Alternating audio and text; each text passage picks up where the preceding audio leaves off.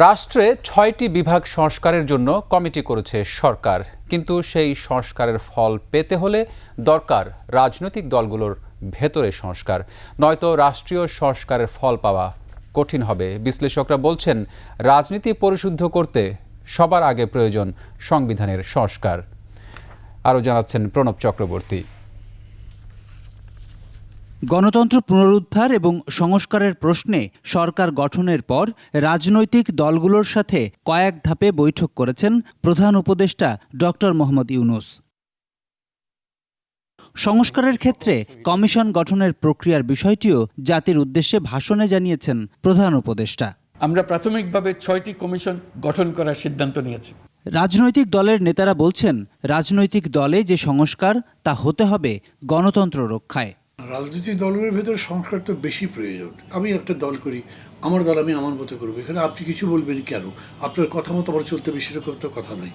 হ্যাঁ, জনগণের যেটা আকাঙ্ক্ষা সেটার প্রতিনিধিত্ব করে দলটা গড়ে উঠবে, সেই চর্চা থাকতে হবে। অত্যন্ত প্রত্যয়ের সাথে মিথ্যা বলাটা একটা রাজনৈতিক গুণ হয়ে গেছে, কোয়ালিটি পলিটিক্যাল পার্টি লিডারশিপের।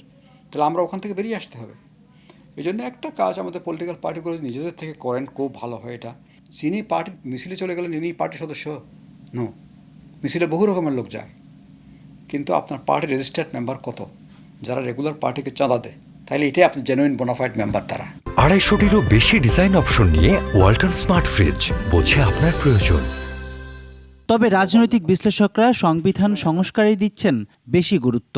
সংস্কারটা কোনখান থেকে শুরু হবে, এটা একটা স্টার্টিং পয়েন্ট হচ্ছে কনস্টিটিউশন।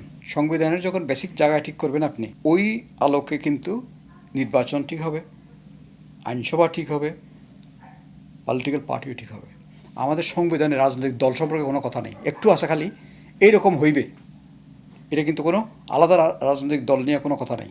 রাজনৈতিক দলই যেহেতু ক্ষমতায় যাচ্ছে, আমরা গণতন্ত্রের কথা বলছি, তারপরে পার্লামেন্টারি ডেমোক্রেসি, সেই ডেমোক্রেসির যে পদ্ধতিটা আছে সেই পদ্ধতির মধ্যে যদি প্রপার চর্চাটা না থাকে কালচারের, তাহলে ক্ষতি হয়।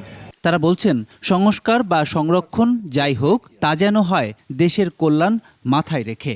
দৃষ্টিভঙ্গি ঠিক করতে হয়, কি সংস্কার চাই। প্রণব চক্রবর্তী, 21 টেলিভিশন, ঢাকা।